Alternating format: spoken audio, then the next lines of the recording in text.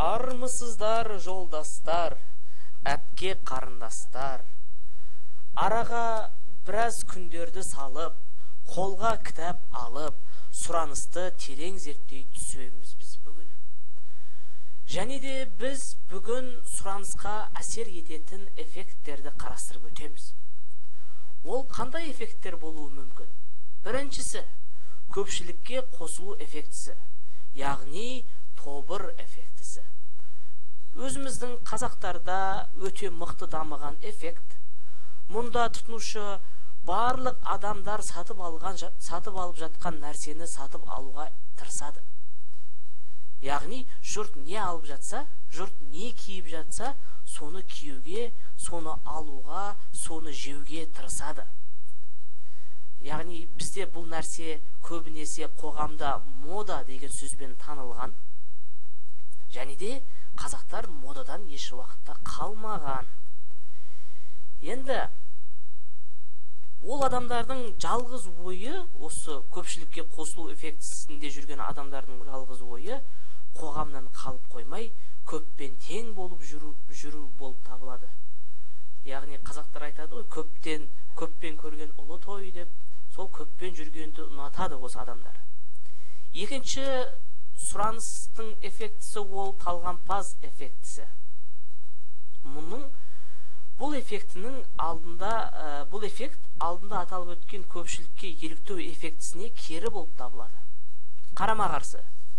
Яғни, бұл жерде тұтынушы көпшіліктен ерекшеленуге тырысады.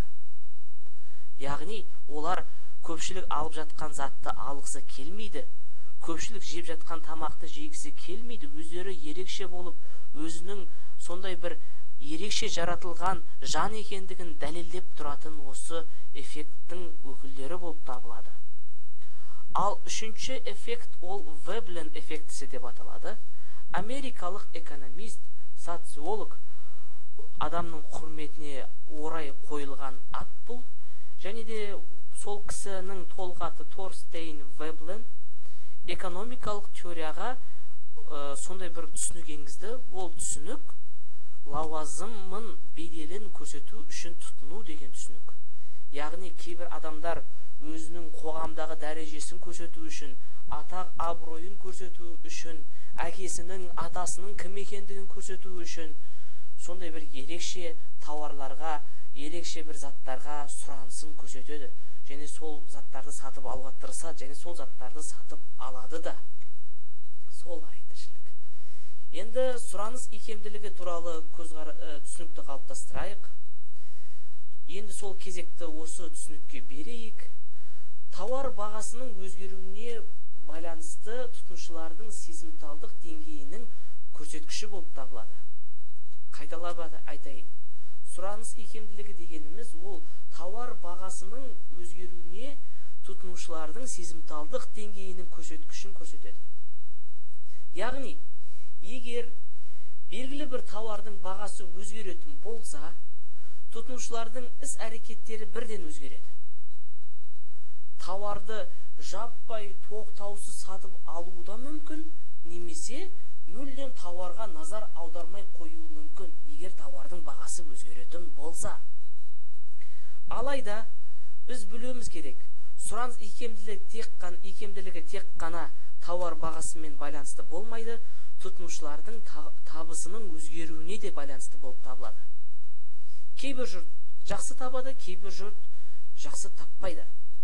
Және де осыған байланысты біз екі түсінікті ажырата білуіміз керек.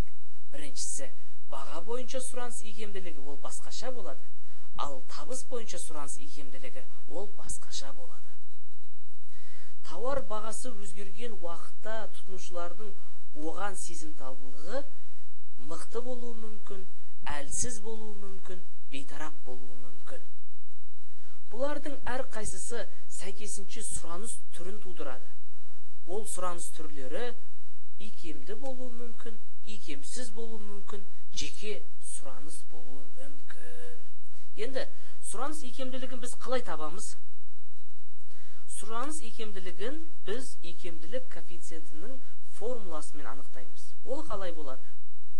Ол былай. Сұраныстың бағалық икемділігінің коэффициенті тең. Сатылым көлемінің өзгеруі пайыздық көрсеткіш бойынша бөлеміз бағаның өзгеруі не?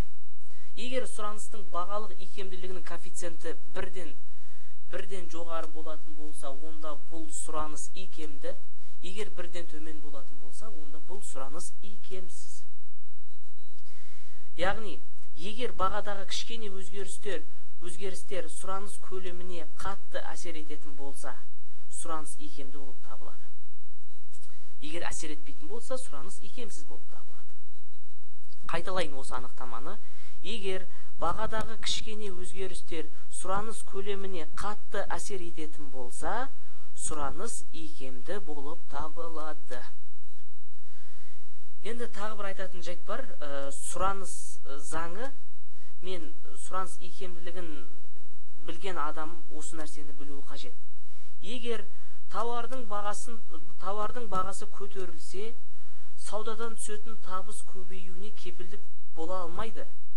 Ал егер бағаның төмендеуі орын алатын болса, онда саудадан түсетін табыстың азаймауы да мүмкін. Соны болашақ бизнесмен мырзалар мен ханымдар біліп жүрулеріңіз қажет. Яғни, егер тауардың бағасы көтерілсе, онда сіздің табысыңыз керемет көтеріліп кетпеуі де мүмкін. Ал егер сіз тауардың бағасын азайтсаңыз, сіздің табысыңыз азаймауы да мүмкін. Яғни, нарық деген сондай бір болжап болмайтын дүниелерде кездеседі. Икемсіз сұраныс дегенімізді атап өткенбіз. Тағы қайталаймыз. Егер тауар бағасының өзгеруі сол тауарға деген сұранысқа эффектісі аз болатын болса, онда бұл сұраныс икемсіз болып табылады. Не үшін сұраныс икемсіз болуы мүмкін?